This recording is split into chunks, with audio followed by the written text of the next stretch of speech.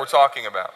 Now, let me give you a couple examples of this and why all these things are connected. Financial problems often have little to do with the amount of money that we make. It has more to do with our priorities and our values. Secondly, ask a person who manages people at work, and they will tell you that personal problems at home have a devastating impact on a person's ability to do their job well. Third, most marriage problems stem from a fundamental problem between either of the two spouses and being God's kind of person.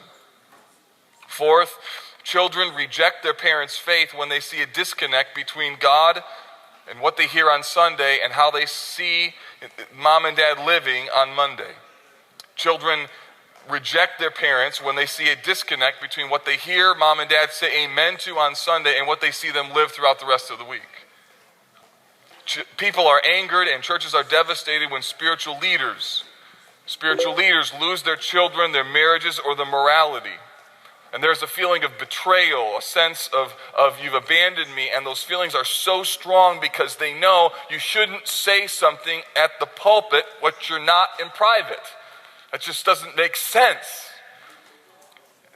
It also means that raising children is hard enough, but it's almost impossible with a mom or a dad who have a marriage that's in trouble.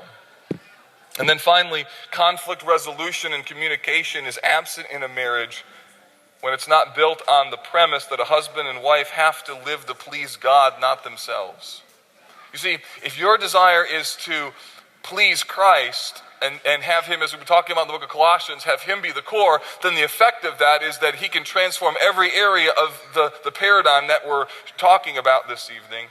And what happens is that when the idea of being God's kind of person fails, it affects and infects every area of your life. On the other hand, we resonate with stories of people who get this right. When I was in seminary, I remember hearing a story that illustrated this so well. My professor told of a particular time when he had invited a deacon to come and pray in a morning worship service.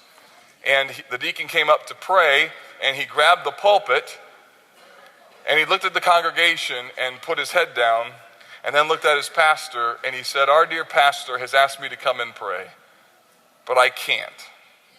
And the reason is that my wife and I fought all the way to church this morning. We haven't resolved it, and I'm not going to lead our church in prayer until I make it right." And he went back and sat down. Now, there's something about that we just go, way to go, dude. You're in the zone. That's right. We understand that there needs to be a connection between the drive to church and who you are up in front. There needs to be a connection between who you are in private and who you are in public. Meaning that this idea of being God's kind of person unites and connects all of